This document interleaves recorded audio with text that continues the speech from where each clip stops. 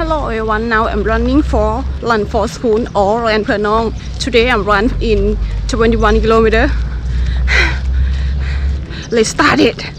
Go! 3, 2, 1, go!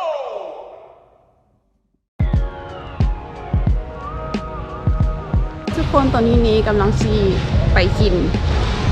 ข้าวอยู่5สติกกี้เพื่อว่าสิโดบห่างกายกินแป้งละลายสิไปแลนในมื้ออื่นเดี๋ยวเข้าไปในห้างเลยตอนนี้นี้เข้ามาอยู่ในห้างสติกกี้ฟิงเกอร์ไปที่เรียบร้อยแล้วกำลังสั่งอาหารไปเดี๋ยวเข้ามาพาเบิ่งกันว่าเมนูที่วันนี้สั่งเป็นหยังเราสิแซ่บบ่แต่วันนี้สั่งไปเป็นอาหารเม็กซิกันเดี๋ยวซิมมาลองแล้วก็เป็นใส่งัวเดี๋ยวมาลองซิมเบิ่งวันนี้สิกินอันนี้อาหารเม็กซิกันเดี๋ยวมาลองซิมกันเบิ่งว่ารสชาติเป็นอะไร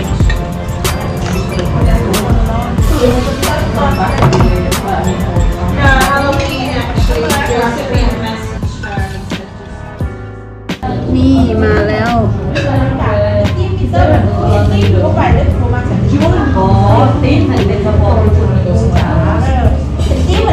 ของโปรดเลย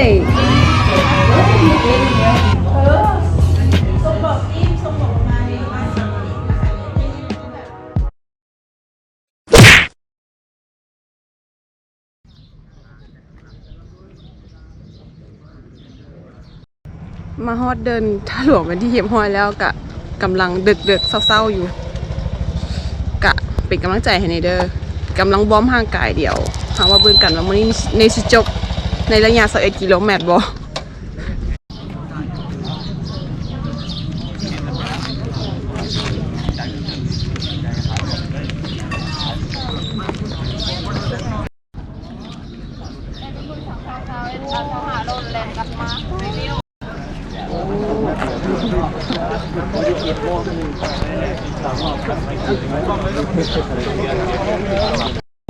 ตอนนี้กำลังเริ่มนับถอยหลังกำลังสิแลนแล้วตื่นเต้นบ่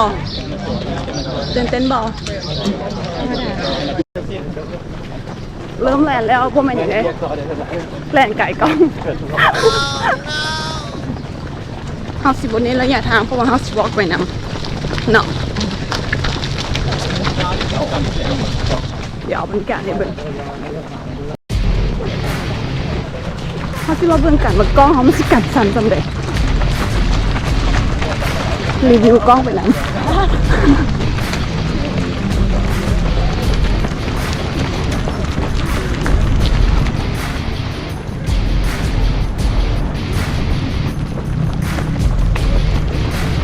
มันที่นิวซีแลนด์ในระยะ11กิโลเมตรเนาะแล้วก็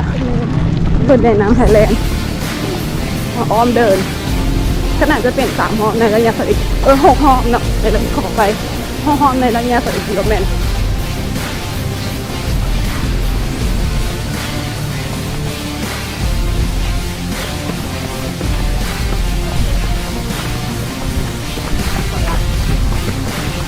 กำลังแล่นเข้าในพระพักตร์แล้ว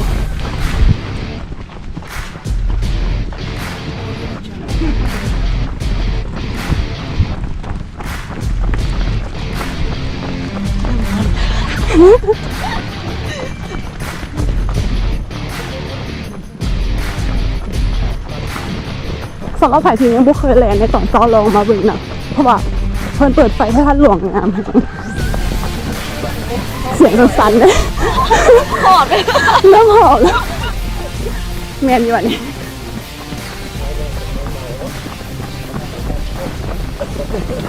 เขาจะแลนอ้อมในหอบในแล้วก็จะออกไปคืน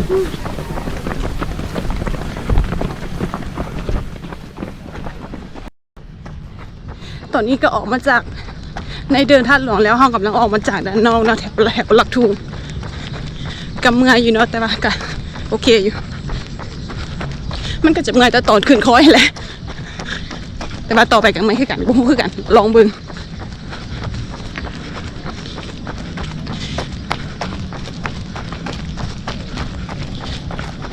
สำหรับ Run for School เนาะปีนี้เป็นปีที่2แล้วซึ่งว่าเพิ่นเป็นโครงการดีๆเนาะที่ว่าเพิ่นจะหาทุนเพื่อเอาเงินไปมอบให้โรงเรียนที่ว่าน้องที่ว่าอยู่ชนบท ก็เป็นอีกอย่างดีๆเนาะที่ว่าเราสามารถสวยกันได้เดี๋ยวนี้มีเอื้อยเราแซงขึ้นมาแล้ว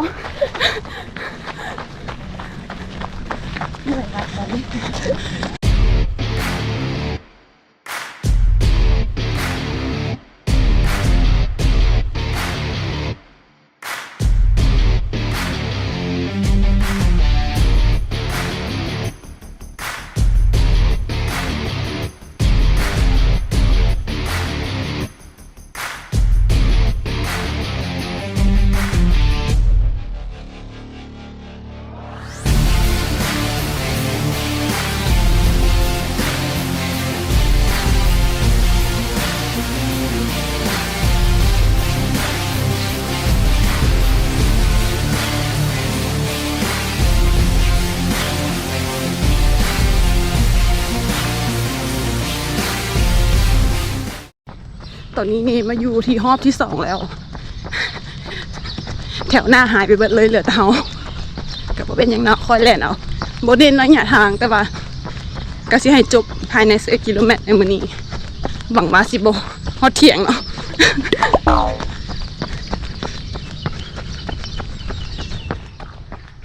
บรรยากาศก็ดีเนาะตอนนี้หวังว่าแดดสิบ่ออกไว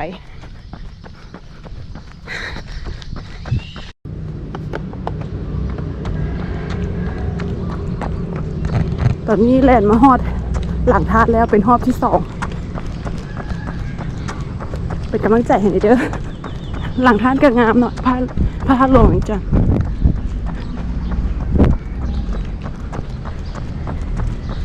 Now I'm running around 4 kilometers total 21 kilometers for today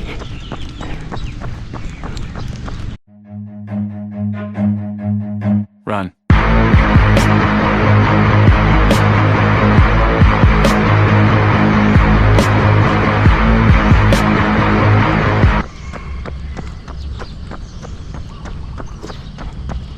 แต่เจ้าแหวนมา3 หอบแล้วนะเขาหากระ2แต่ก็บ่ไปจริงเนาะบึงวิว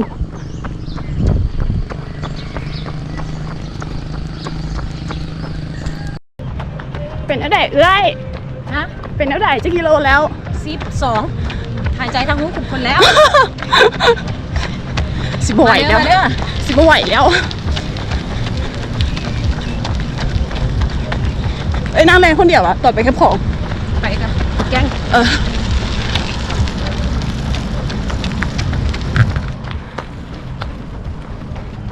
เขาสิรอด11 กิโลเมตรในมื้อนี้เขาสิจบสัก4ในมื้อนี้แล้วสิไปงานหน้าเอ้ยนางนี่ยามของไอ้นาง 34นัดยังนะ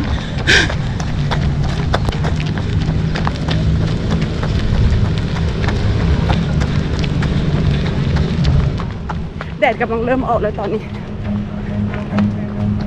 Run. Run.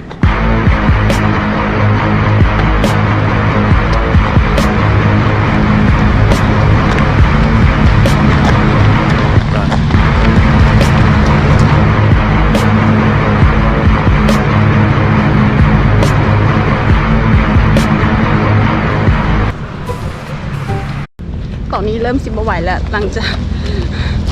ากแลนด์เป็นงานแล้วตอนนี้ งานยังสิบรอดแล้วตอนนี้ แต่ว่าจังใดก็ต้องให้มันจบเนาะเพราะว่ามื้อนี้แมนมื้อเพิ่นเฮ็ดอีเวนต์ในการแล่นร่วมกันมันเป็นมื้อสุดท้ายแต่ว่าเพิ่นจะให้ส่งผลในวันที่11 พฤศจิกายนนี้แล้วต้องให้มันจบเนาะ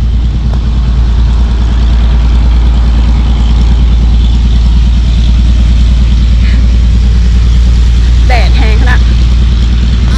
รังสี UV แม่ที่สั่งกันไอ้บัตรกวนเขาไม่ได้กิน มีสปอนเซอร์ใหญ่มื้อนี้ไปนาง แม่ที่สั่งบัตรกวนเขาไม่ได้ให้ ไปกินเลยบอกพี่ไปกินเลยบอก บัตรมาทอดก่อนเนาะกินเลยกินแล้วก็เล่นเมื่อคืน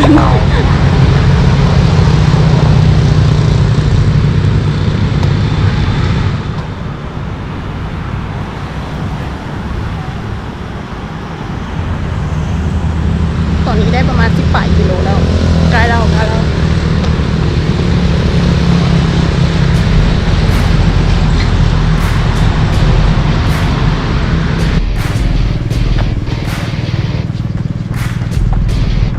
นมีแดดแต่บนนี้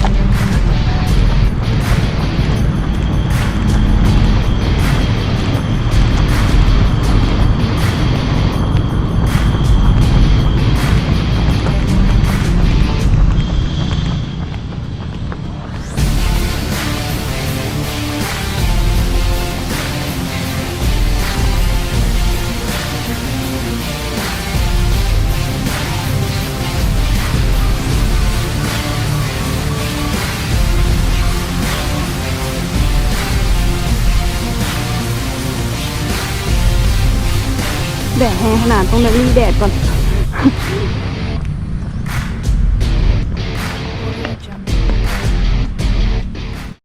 ตอนนี้ย่างเข้ามาในสวน แดดแห้งเกินไปละเมื่อนี้แดดออกไว7 โมงแบบโคตรแดดเลย น่าจะแบบอากาศดีๆเนาะสิแลนจาก30-40 กิโล ไอ้ทางอากาศดีและแลน30-40 กิโลว่าอาสั้น 5 กิโลก็ให้มันรอดนะ เดี๋ยวแลนต่อกัน จากที่เริ่มแลนฟิตแหงช่วงแรกๆเดี๋ยวนี้เริ่มเป็นย่างลมกันละ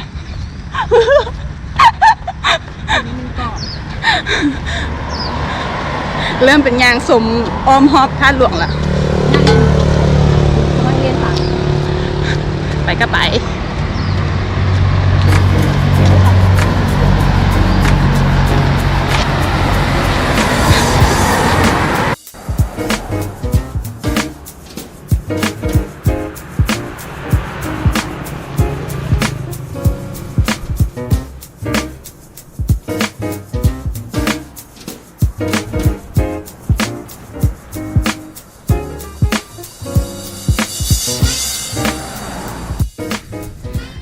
เดี๋ยวนี้ได้ประมาณ 10 ปลายกิโล10ประมาณเกือบ15แล้ว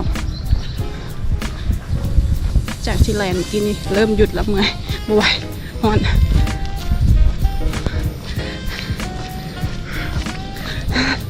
จนแบบเยลิ้นแห้งๆเลย แต่ว่าอากาศมันนี่ก็รู้สึกว่าฮ้อนแห้งแต่ก็ต้องสู้เนาะ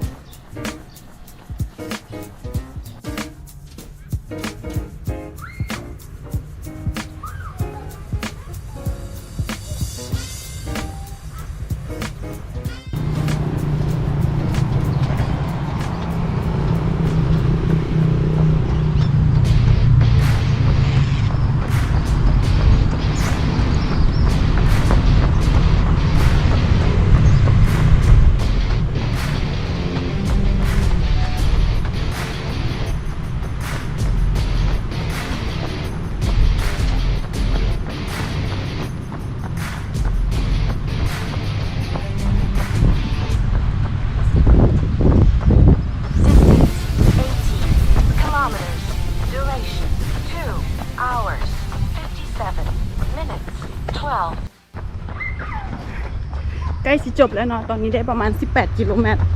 เหลืออีกประมาณ3 กิโลเมตรก็จบใน11 กิโลในมือนี้สำหรับ Run for School ตัวนี้เนเปลี่ยนมาแลนอยู่ที่หนองสะพังเลนเนาะเพราะว่าอยู่ในเดินมันฮ้อนแห้งแลนอยู่นี่ก็ใครเนี่ยเพราะว่ามันมีห่มต้นไม้เนาะ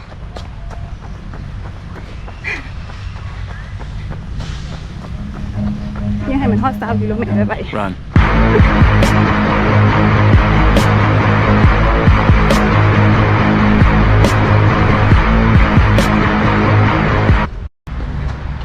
กะเดินทางมาฮอดระยะสุดท้ายของการรันฟอร์สคูลในวันนี้แล้วนี่กำลังสิครบ11 กิโลเมตรแล้ว เย้วันนี้กะทั้งมวนทั้งเมื่อยเนาะแล้วก็เจอกับรังสี UV ที่แบบโคตรโหดแต่ว่ากะมวนดีเนาะได้ประสบการณ์ดีกะเอาเป็นว่าเจอกันงานหน้าสำหรับงานแลนด์เนาะกะเจอให้หมู่เพื่อนลงมาแลนด์ออกกำลังกายกันเนาะสิได้สุขภาพดีๆแล้วก็ได้พันธมิตรได้หมู่ได้มิตรภาพใหม่ๆเนาะสำหรับมื้อนี้เนก็สิได้เซย์กู๊ดบายหมู่เพื่อนทุกคนไปก่อนเด้อขอจบ11 กิโลเมตรในมื้อนี้ก่อนสำหรับมื้อนี้เนขอบายก่อนเด้อเย้